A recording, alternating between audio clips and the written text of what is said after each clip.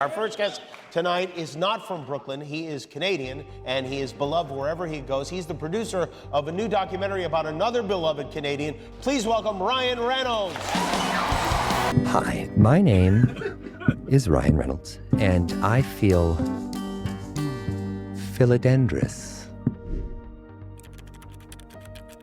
Ryan Reynolds is a monument to success built in real time. Scroll through any platform. The feed is him. A behind-the-scenes gag from a $200 million Netflix film, a polished ad for a gin brand he owns, a heartfelt charity post, the fourth wall-breaking smirk that launched 1,000 memes. The data is clear. He is dominant. He is the modern movie star, perfected. This makes the quiet fact beneath the noise so strange. Ask a simple question. What was his last true, undeniable, culture-moving hit? Not a film he was in, a film that was his, that shifted the industry around him. The answer isn't recent, and the longer you sit with that question, the more uncomfortable the timeline becomes. Since then, a sequence of projects exist in a curious space. The Hitman's Bodyguard sequel, Free Guy, The Adam Project, Spirited, Red Notice. They arrived. They were watched. They did not linger. They were content, not events. The conversation around them was about his reliable, branded charm, never about the work itself. This is the central, unsettling paradox. Ryan Reynolds operates at maximum visibility. His commercial appeal is a proven, bankable fact. Yet the cultural momentum, the forward thrust that turns an actor into an epoch, has flatlined. He is everywhere, but going precisely nowhere new. He has achieved total saturation, and in Hollywood, saturation is the hidden precursor to silence. Visibility is not momentum. One is about constant presence. The other is about a destination. The industry confuses them at its peril, and it is beginning to learn the difference. The system is designed to celebrate the first. It has no patience for the second. This is the story of that system. Ryan Reynolds is just the evidence. To understand the paradox, you must first understand the blueprint. Ryan Reynolds isn't a classic movie star. He is a meticulously engineered product for the 21st century entertainment economy. Every trait is optimized. His humor is self-aware and brand safe, puncturing any potential controversy before it forms. His social media isn't a personal diary. It's a direct, low-cost marketing arm, turning his personality into distributable content. He is charismatic but not threatening. Handsome but approachable. He doesn't just star in films, he builds ancillary empires around them, from gin to wireless carriers, creating a self-sustaining cycle of promotion and profit. He is, on paper, the perfect commercial entity. Meme-proof, scandal-resistant, and pre-sold to a global audience. He represents the ultimate studio fantasy, a star who understands he is a brand and manages his own supply chain.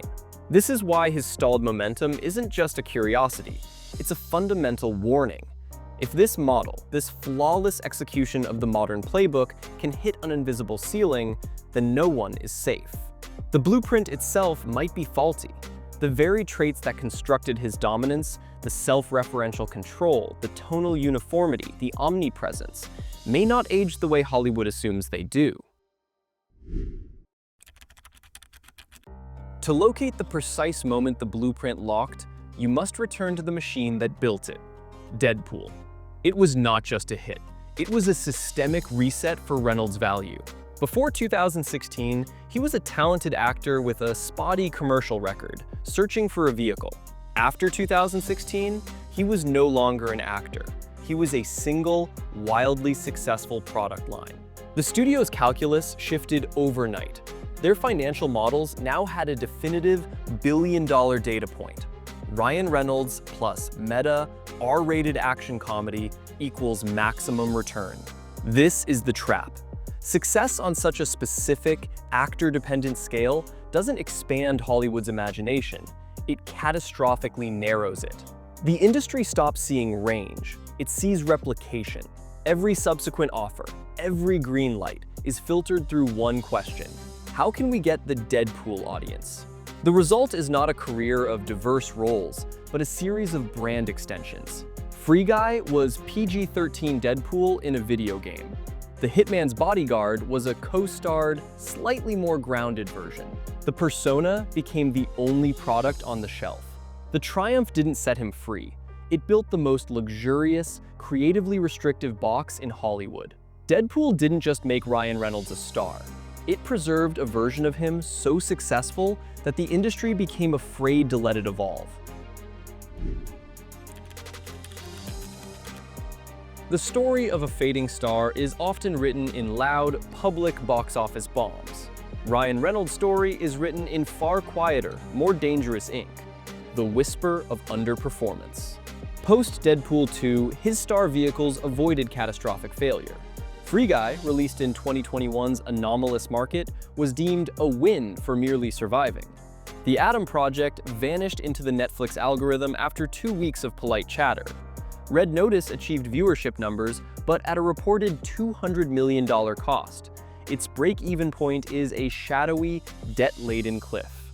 This is the critical nuance. Studios can market a flop. They can learn from a disaster. What they cannot abide is the murky middle. The expensive project that doesn't lose enough to be a cautionary tale, but doesn't win enough to justify its own cost. It creates no data, only doubt. It suggests a star's power is sufficient to avoid collapse, but insufficient to guarantee triumph. The silent, consistent erosion of return on investment is more lethal than a loud explosion. It doesn't end careers in a day. It quietly removes them from the board, one uncertain bet at a time. This brings us to the great illusion, the streaming platform. For a star like Reynolds, it has been both a savior and a trap. Streaming services offered a lifeline for his specific, high-cost model. They could absorb the budgets films like Red Notice and The Adam Project required, paying massive upfront fees that made Reynolds and his producers whole immediately. In return, they received a marquee name to drive subscriber metrics and social buzz. To the public, the result was clear. Ryan Reynolds was a Netflix superstar, dominating their most watched lists. But this visibility is a mirage. Unlike theatrical box office, where a public gross translates to a star's back-end profit, streaming success is a black box. There is no ticket sale math, no transparent profit participation. The deal is the payoff. His leverage, once tied to the open market proof of a blockbuster, has been outsourced to the private, opaque calculus of a Silicon Valley platform. He appears omnipresent, but his power has been hollowed out. The streamers bought his brand to fuel their own growth, not his. He traded long-term career capital for short-term, perception-based dominance. The spotlight has never been brighter, but the ground beneath it has never been less solid. Now step outside the cinema. The true monument to Ryan Reynolds isn't a film franchise. It's the Ryan Reynolds brand. Aviation Gin, Mint Mobile, Maximum Effort Productions, a social feed that blends personal quips with flawless promotional beats. This is where he truly won the modern game, building an empire of self-owned touchpoints. But to the traditional studio machine, this isn't just savvy entrepreneurship. It's a problem of control and dilution. When an actor becomes his own competing conglomerate, his value to a $200 million film becomes dangerously unstable. Can his cinematic persona be isolated from his gin ad persona? Is the audience paying for a character or for a brief, enjoyable visit with a celebrity CEO they see everywhere for free? The tonal uniformity, the Ryan Reynolds-ness of it all, flattens the artistic risk a studio needs to justify a blockbuster budget. Audiences may love the brand, but studios need to own the asset. The more control Reynolds seizes for himself, the less incentive a studio has to share the immense financial risk required to make him a movie star. We now arrive at the first concrete mechanism, the budget threshold. Ryan Reynolds does not make cheap films. His productions, fueled by his star salary, production fees, and the high-concept packaging he specializes in, now consistently land in the $150 to $200 million range. This isn't just a number. It is a gravitational field that changes the fundamental rules of engagement. Below this threshold, personality can be the product. Above it, personality is a liability. At a cost of $200 million, before a single dollar is spent on marketing, a studio no longer needs a star. It needs a guaranteed demographic event. It needs the predictability of a superhero franchise, a toy-based IP, or a timeless children's tale. It needs a concept that transcends the star. Reynolds' entire brand, however, is built on a specific, personality-driven niche: the self-aware, fourth-wall-leaning action comedy lead. It is a potent formula, but it is not a universal one. It cannot command the global, all-quadrant audience a budget of that size demands. The very thing that makes him unique makes him, at this price point, a bad bet. He is neither cheap enough to be a creative gamble, nor broad enough to be a safe investment. The threshold has been crossed. What follows is rarely announced, but the pattern is unmistakable. The end of a career at this level is not a dramatic firing. It is a quiet, administrative process. First, the open assignments, the original scripts or adaptations seeking a star, stop being sent his way. They are instead funneled to a new tier: the rising, cheaper talent, or the legacy star taking a pay cut for prestige. His name disappears from the available for lists circulated among studio executives. Second, the financing models shift. When a producer pitches a film with Reynolds attached, the budget is now automatically deemed problematic. Greenlight committees, seeing the $200 million price tag, ask not, "Is this a good Ryan Reynolds vehicle?"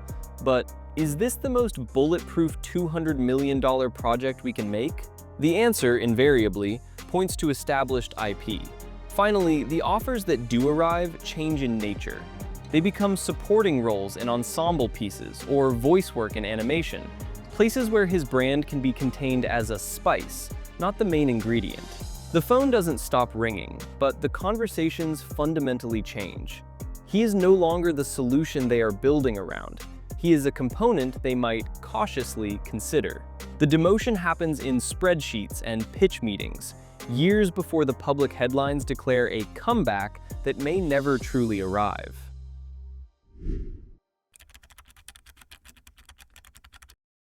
Pull the camera back. This is not a unique tragedy. It is a recurring pattern in the modern studio ecosystem.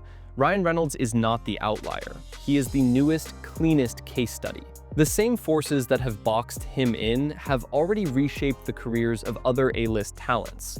Will Smith, after the one-two punch of Gemini Man and King Richard, now exists primarily within the safe, legacy-confirming confines of Bad Boys. Dwayne Johnson, whose brand of heroic sincerity is as monolithic as Reynolds' meta-humor, now finds his $200 million non-franchise vehicle, Black Adam, deemed a failure, his power suddenly questioned. The star-driven mid-budget film is extinct. The star-driven mega-budget film is now an endangered species. What we are witnessing is not the failure of individual charisma, but the industrial automation of charisma itself. The system has identified a more reliable product: the IP, the algorithm, the franchise engine. The star is being reduced from the engine to a replaceable, if sometimes flashy, component. Hollywood's star-making machinery hasn't broken. It has simply been reprogrammed for disposability.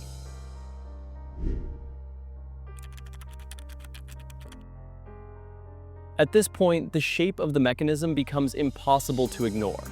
It is a self-reinforcing loop engineered by the current economics of Hollywood. 1. Streaming creates the initial distortion.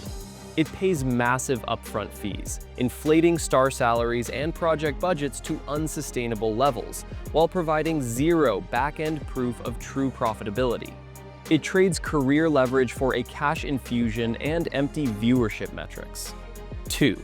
The inflated budget then imposes the fatal threshold. Once a star's, quote, pushes a film over roughly $150 million, the project must transform from a star vehicle into a global four-quadrant event. The very specific, personality-driven appeal that defines the star becomes a limiting liability. 3. The The Star, seeking control amidst this instability, builds an external consumer brand. This brand saturates the market, diluting their cinematic mystique and making studios wary of co-investing in an asset they cannot own. The loop is closed. Streaming inflated the cost. The cost demanded universality. The lack of universality pushed the Star to build a brand, and the brand made them a worse cinematic bet. Success in any single part of this loop accelerates the process. The system no longer optimizes for building lasting stars. It optimizes for extracting maximum short-term value before quietly moving on.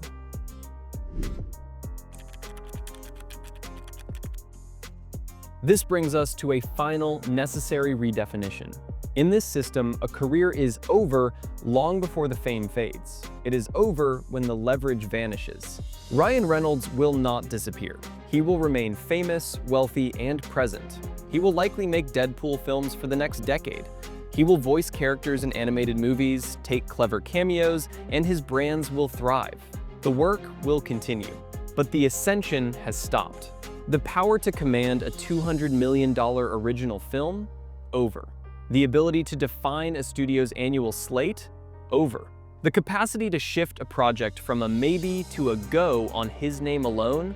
Over. His career is now about maintenance, not momentum. About managing an empire, not building a new one. Hollywood's definition of success has bifurcated. For the Star, it is visibility and wealth. For the studio, it is control and predictable ROI. Reynolds has achieved the first, while systematically losing the second. He has won his game, while being removed from theirs.